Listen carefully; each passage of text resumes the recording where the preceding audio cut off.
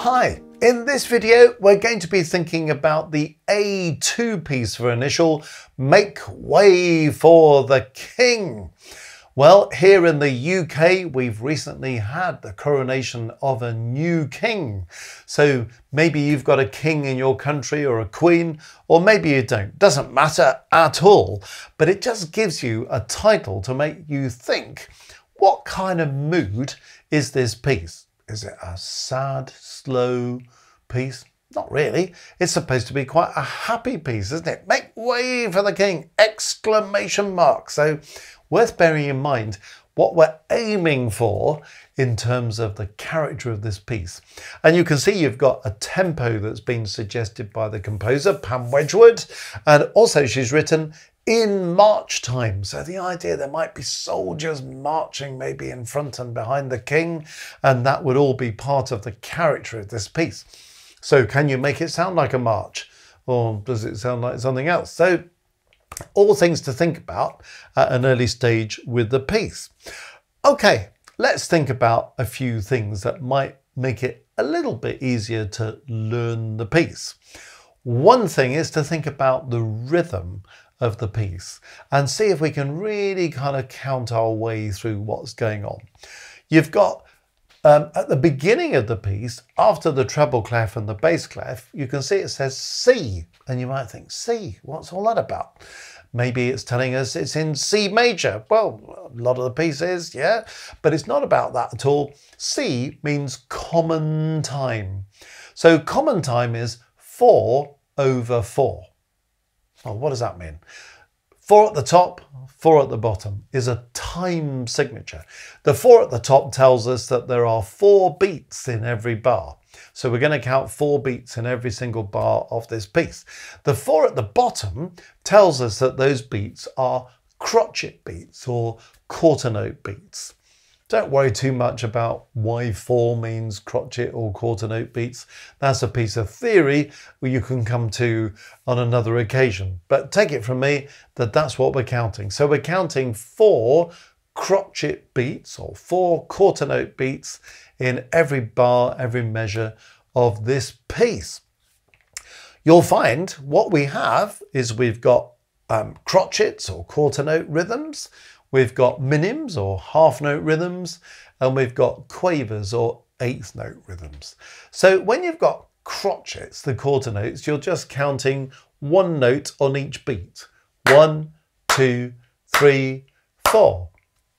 That's fairly straightforward, isn't it? When you've got minims or half notes, well, they're worth 2 beats each. So they're going to go 1, 2, 3, 4. 1, 2, 3, 4.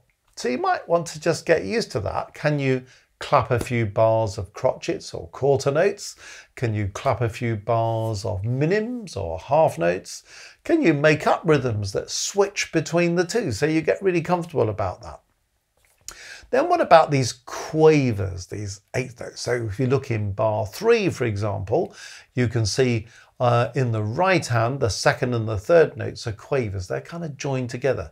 So they're the quavers or the eighth notes. Well, they're worth half a beat each. So if you've got 2 of them, that must add up to 1 beat. So every time I clap a beat, then there's going to have to be 2 quavers. 1 and 2 and 3 and 4 and. So you might get used to clapping quavers. 1 and 2 and 3 and 4 and. You might think, can I do a bar of crotchets or quarter notes followed by a bar of quavers or eighth notes? 1, 2, 3, 4. 1 and 2 and 3 and 4 and. So you just get used to switching from one to the other. Could you do, say, a bar of crotchets or quarter notes followed by a bar of minims or half notes followed by a bar of quavers or eighth notes? So 1, 2, 3, 4. 1, 2, 3, 4. 1 and 2 and 3 and 4 and. So you just get used to kind of switching between them, but keeping the beat exactly the same. So that's going to get you kind of skilled up with thinking about the rhythm of this piece. Okay, let's see if we can clap the rhythm of this piece. And I'm going to start with the left hand. So we'll just clap the rhythm of the left hand. So if you look at the left hand, the first bar's got 2 minims, hasn't it? Or 2 half notes. The second bar's got 2 crotchets, then a minim, 2 quarter notes, then a half note. So we can kind of practice what we've just been working on. When you get into the second half of the piece, well, it kind of gets a bit busier with those quavers, but we'll come to those. Okay, so this is the left hand on its own. We'll come back to the right hand, but here's the left hand. So I'll count 4 for nothing. See if you can clap the left hand rhythm with me. 1, 2, 3, 4. 1, 2, 3, 4. 1, 2, 3, 4. 1, 2, 3, 4. 1, 2, 3, 4. 1, 2, 3, 4. 1, 2, 3, 4. 1, 2, 3, 4. 1, 2, 3, 4. 1, 2, 3, 4. 1, 2, 3, 4. 1, 2, 3, 4. 1, 2, 3, 4. 1, 2, 3 and 4 and 1, 2, 3 and 4 and 1, 2, 3 and 4 and 1, 2, 3 and 4 and 1, 2, 3 and 4 and 1, 2, 3 and 4 and 1, 2, 3 and 4 and 1, 2, 3, 4, 1, 2, 3, 4. Okay, now I don't know how you got on with that. You may have done really well with it. You may have thought, oh, I got lost in all of that. Don't worry about it at all. You might want to think a bit of that through on your own without me clapping and counting away. Then when you feel a bit happier, rewind the video and try clapping it with me. But I do suggest you keep working on that until you can do it, so you're really happy about the rhythm. Right, one thing I just want to make clear at this point, in case there's any doubt about it, when you come to the end of the bit we've just done on page 5 in bar 21, it's got this funny bit of Italian. It goes DC alla fine. What on earth does that mean? Well, DC stands for da capo, so that's Italian for go back to the beginning. Al fine means kind of you're going back to the beginning and then you're going to carry on until it says fine. Okay, now if you notice on the first page, page 4, in bar 10, that's the second bar of the third line, right at the end of that bar, it says fine. So you should play page 4, then play page 5, and then come back and play page 4 until it says fine, where you can stop. Just so we're all crystal clear about that, because I just know that there are going to be people who take this exam who will stop at the end of page 5 and that'll be it. But you must go back and repeat the opening. We tend not to do repeats in the exams, but we do observe these DC signs. So just in case you were worried about what that was, let's hope that's nice and clear now. So that's how the right-hand rhythm, the left-hand rhythm goes. And you can see as well, there's lots of kind of repetition, isn't there? You know, you get the same rhythms that come back several times. So as you get more familiar with those, you'll be thinking, oh yeah, it's this sort of rhythm and not that sort of rhythm. Lots of people I find when they do their rhythm, they're a little bit approximate, by which I mean, well, some notes take a bit longer, some notes are a bit quicker, but they don't always have their rhythm really precise, and they don't always play with a really steady pulse. Now, if you're going to have a march like this piece, you need to have your pulse really steady. You don't want it to go a bit faster here, a bit slower there, or when the quavers come along or the eighth notes, it kind of goes a bit slower. And when the minims or the half notes come along, we kind of rush over them a bit. So the pulse is never steady. So really important to get your rhythm absolutely settled. Now we've done the left hand, let's do the right hand. So we're going to go back to the beginning. And at the beginning, the right hand has 2 bars of rests. So nothing to play in the rest, so that's handy. But you've got to start clapping that rhythm in the 3rd bar. So I'm going to count 1 bar for nothing, and then we're going to start thinking from bar 1 and we're going to think those 2 bars of rests. Okay, 1, 2, 3, 4. 1, 2, 3, 4. 1, 2, 3, 4. 1, 2 and 3, 4. 1, 2 and 3, 4. 1, 2 and 3, 4. 1, 2, 3, 4. 1, 2 and 3, 4. 1, 2 and 3, 4. 1, 2 and 3 and 4 and 1, 2, 3, 4. 1, 2, 3, 4. 1, 2, 3, 4. 1 and 2 and 3, 4. 1 and 2 and 3, 4. 1 and 2 and 3, 4. 1 and 2 and 3, 4. 1 and 2 and 3, 4. 1 and 2 and 3, 4. 1 and 2 and 3, 4. 1, 2, 3, 4. 1, 2, 3, 4. Then G, C, go back to the beginning, stop when it says Fino. Well, again, you might have kept up with that, or you might have got a bit lost in it. Do not worry. Go back and rehearse that on your own. You can pause this video anytime you like, and then rewind it and see if you can clap it with me. But again, make sure you can do all of that clapping accurately before you move on, because that's really going to help you. Then you might just sort of notice things about the rhythm. So, for example, when you get to bar 13, that's on the first page on the bottom there, you can see that the right hand is doing 4 quavers or 4/8 notes, then the left hand does the same thing. So that rhythm kind of passes between the hands, doesn't it? So you go right, right, right, right, left, left, left, left, right, right, right, right, left, left, left, left. So it kind of passes the baton, doesn't it, between the 2 hands. So it's worth thinking, oh, that rhythm's got to be really even, isn't it? 1 and 2 and 3 and 4 and 1 and 2 and 3 and 4 and I just had this kind of funny feeling that there'll be people who are kind of playing the right hand quavers and there's a sort of bit of a wobble, then they play the left hand, there's a little bit of a wobble, then the right hand comes in. It's got to sound as if it's just one instrument just flowing on all the way through there. So it's worth noticing things like that.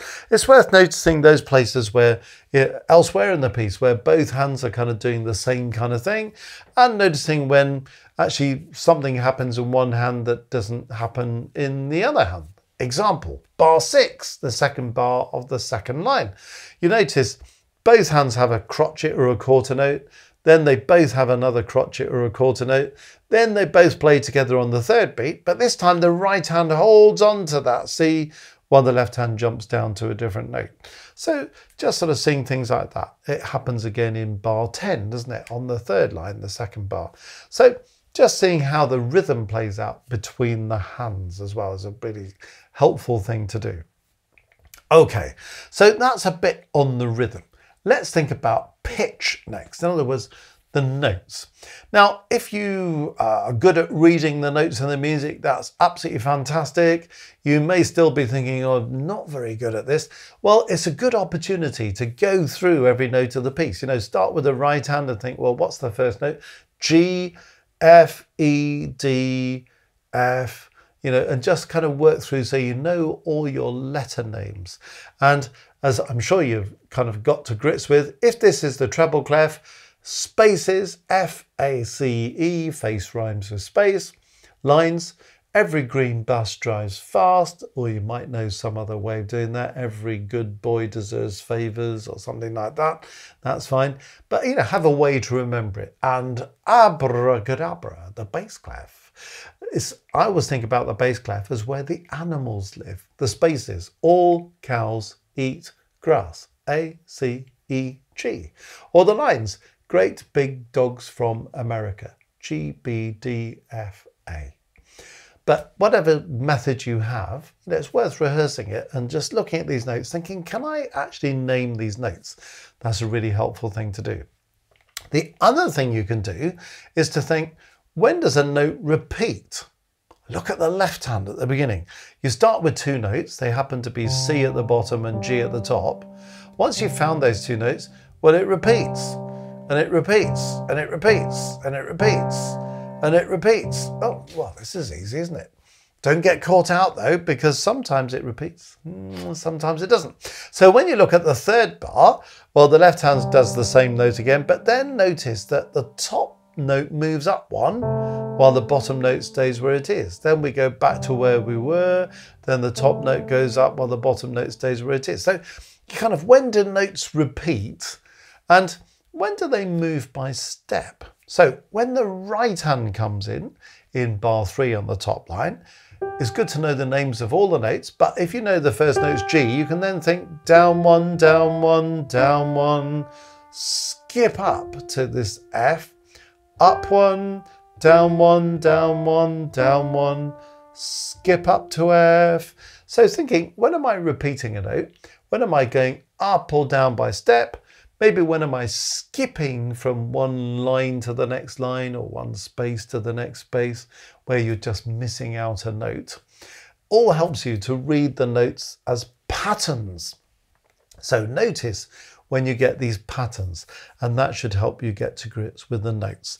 Lots of notes are going by step in this piece, and there are one or two moments where there's a little skip or sometimes a slightly wider leap.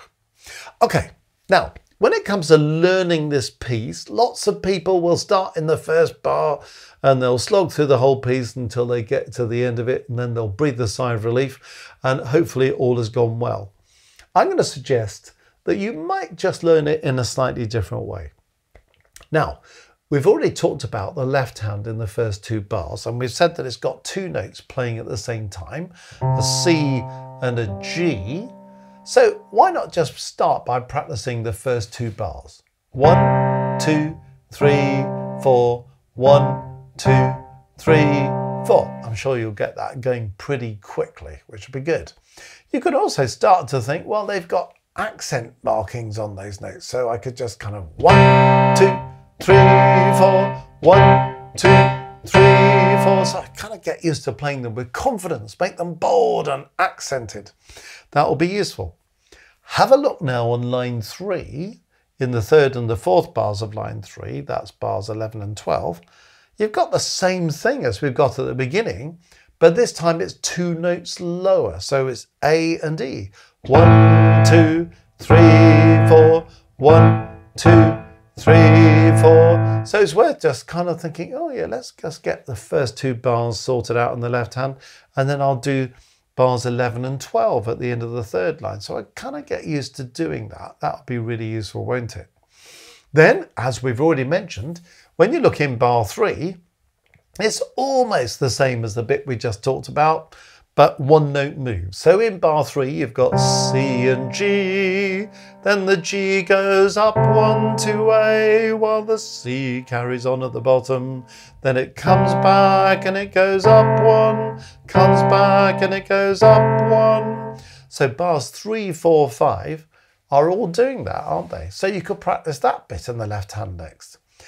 Then notice when you come to the end of line 2, the third bar of line 2, that's bar 7, we've got the same thing again. So the thing we just practiced comes up again. 1, 2, 3, 4. Ah, terrific. So you've already learnt quite a few bars of the left hand, haven't you? Okay, now have a look at bar 6 in the left hand, which is the second bar of line 2, and there's another bit to learn. So it starts on G. Well, we've been playing loads of Gs, so it's worth noticing that G's back again. And then it goes G, down 1, so G, F, E, but 3 notes going down, and then there's a little skip to C. So it's getting used to those 3 notes going down and then skipping to C. When you get good at that, have a look in bar 10. Oh my goodness, it's the same as bar 6. So we've learnt bar 6, we've also learnt bar 10. If you're really looking carefully, you'll see in bar 10 it's got accents that it doesn't have in bar 6. Bar 6 has a diminuendo, getting a bit quieter. bar 10 doesn't. So there are differences in the expression, but the notes are the same, aren't they? So we're getting to grips with this, aren't we? Which is handy. That means we've kind of got a lot of the left hand going. So let's look at the right hand. Look in bar 3 of the right hand, the first bar that the right hand plays. Well, what have we got? We're starting on G, then it goes F, E, D, F. So what's going on? We're starting on G, down 1, down 1, down 1, and then we're going skip up to F. So just get used to doing that pattern, preferably with a rhythm. 1, 2, 1, 3, 4. So get really good at bar 3. Then look at bar 4. Oh, you've already learned it because it's the same as bar 3. Look at bar 5. Oh, fantastic. Here it comes again. Look at bar 7. Oh, same again. Bar 8. Same again. Bar 9 starts the same, slightly different finish. So bar 9, you do the same thing again, but then you have to do those extra notes at the end of the bar. But do you see how many bars come out of bar 3? So if you learn bar 3 really well, you've learnt loads of bars. So that's kind of useful, isn't it? Then when you get it hands together, you'll notice things like in bar 6, both hands are going by step in the same direction before the left hand skips down. So things like that are quite useful. You can also notice, even in things like bar 3, well, when do things move together and when do they not? So in bar 3, you've learnt the right hand, you've learnt the left hand. When you want to put it together, together, right, right, together, right, together, right, right, together, right. You can kind of read it vertically as well as horizontally and see, oh, that note in the right hand comes with that note in the left hand. So that's quite a useful thing to do as well. So by the time you've done all that, you've really got the first 3 lines of the piece sorted out. Okay, when you come to bar 13, the bottom line of the first page, well, it sort of changes a bit, doesn't it? But I'll tell you what, it's kind of different, and you might think it looks a bit frightening. It's all quavers. You're thinking, oh my goodness. But actually, various things to notice. In the right hand in bar 13, we start on E, and we've got 4 notes going down by step. Step, step, step, E, D, C, B, 4, 3, 2, 1. So that's all right, isn't it? Now, look at bar 13. We've just got that bit going. Now look at bar 14. Absolutely brilliant. It's exactly the same. Now look at bar 15, the last bar of the page. Exactly the same, but everything's 1 note higher. F, E, D, C. Okay, same fingers as well. Look at the first bit of the next page, bar 16. Exactly the same as we've just played. Look at the next bar, bar 17. Same fingers, same pattern, 1 note higher. G, F, E, D. Look at the next bar, bar 18, the last bar of the top line on page 5. Same pattern, 1 note higher. Then go to bar 19 on the next line. Same pattern, a note higher, same fingers. You see how we're going down by step every time. So once you get used to that, you can just look at it and think, is this repeating the last bar? Is it going up 1? Am I always starting on my 4th finger? So you never kind of get the fingers muddled up. That's useful, isn't it? Now, let's go back to bar 13 and have a look at the left hand, because we notice we're starting on the thumb here. A, G, F, E, going down by step each time. Same pattern in the left hand as we had in the right hand. We just got to get used to the right hand fingers going 4, 3, 2, 1, and the left hand fingers going 1, 2, 3, 4. If we can play bar 13, well, we can play bar 14 because it's exactly the same as bar 13. What happens in the last bar of this page? Well, the left hand goes up 1. So it's the same thing again that we had in the right hand, but we're just going up 1. Bar 16, same as bar 15. Bar 17, we're going up 1. And then bar 18, we're going up 1. Bar 19, we're going up 1. And then you also kind of notice, well, every time the right hand repeats, the left hand repeats. Every time the right hand goes up 1, the left hand goes up 1. You can begin to flush out the pattern again, can't you?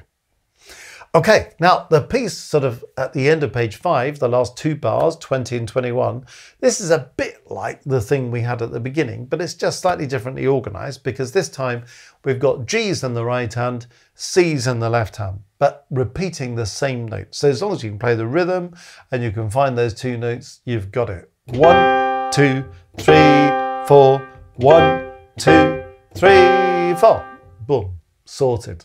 So, do you see what I'm getting at? That you don't have to learn the piece starting in bar 1, going through every single bar, but you can kind of learn the ingredients of the piece in the way that I've explained. And you can kind of do a bit of right hand here, bit of left hand there, then you can start to fit them together.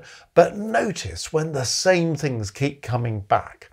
Notice when it's almost the same, but what's slightly different about it so we don't get confused. And then you should be in a much better position to put it all together. Okay, now once you've got your notes and your rhythm sorted out and you can play hands together and your fingering's all good and all the rest of it, lots of people will say, great, I've learnt the piece. Well, yeah, you've done all the really hard bits of learning the piece. Now comes the exciting bit, which is, okay, now you can play the notes and the rhythms. How do you make that sound expressive? How do you make it sound like the piece it was intended to be? Make way for the king. It's such an exciting thing. Bit of explanation at the bottom of the thing there. By the way, you see that sign there. In the exam, the DC al fine should be omitted. So for the purposes of the exam, on this occasion, they're saying don't bother going back to do the DC. If you're going to play it in a performance, well, definitely do the DC. Otherwise, it sounds a bit unfinished, doesn't it? But in the exam, they're saying on this occasion, we're going to omit the DC. So that's kind of made that clear. I just wanted you to be really clear about what that DC al fine really means.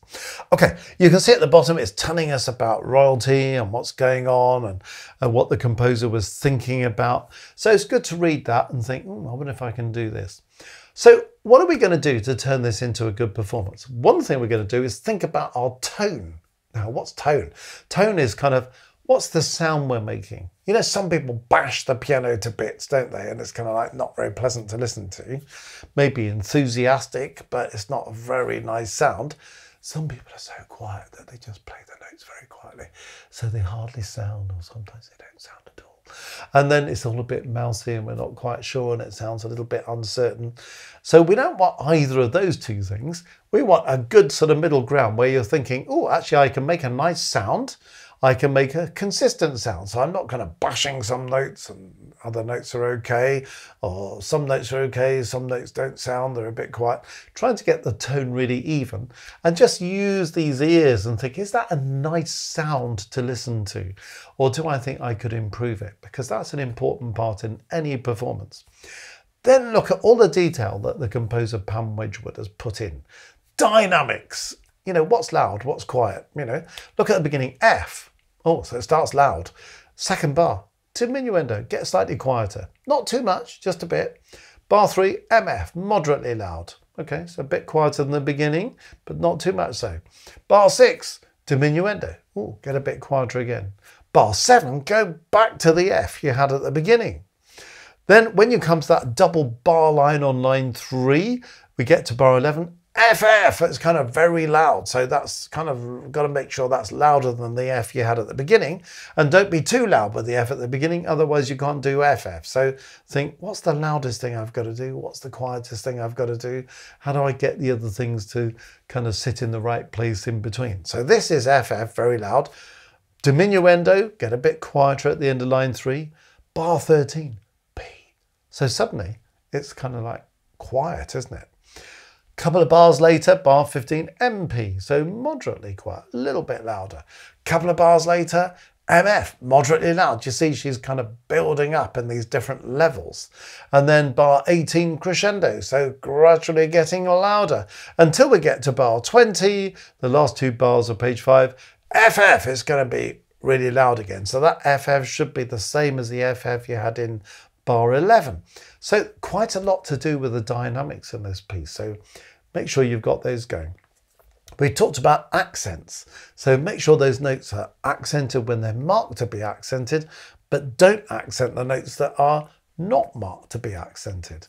The things that are not marked with anything at all, Just play smoothly and ask yourself, am I playing a really lovely smooth line? Legato is the Italian word, where I'm exchanging one note for the next, or the notes smudging into each other, or do I always play a little bit detached, little bit staccato? So we just kind of get all that stuff really good as well. And think, am I playing really in time? Is it really rhythmic? Am I playing at crotchet equals 100? Check it out within metronome. And then you should be able to get some polish into this piece and make it absolutely a performance fit for a king. And I think you'll really enjoy playing that piece.